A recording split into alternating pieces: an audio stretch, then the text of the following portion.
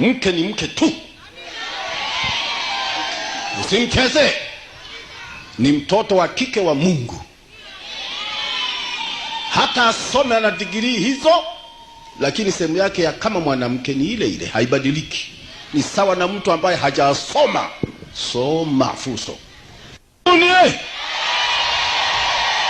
Hula bandala bahuka kashabakata. Nitafurahi nikiona uso wako kule. Nyie ni wana injili wote. Wengi wenu mmeona tangu imeanza injili hapa nchini. Ni mashahidi kamili. Usimpige mke wako tena, itakuwa unajipiga mwenyewe. Usimdhalau mume wako tena, utakuwa umejidhalau mwenyewe. Kila mmoja asimame kama alivyopewa umbo lake. Akiishi vema atalipwa taji juu.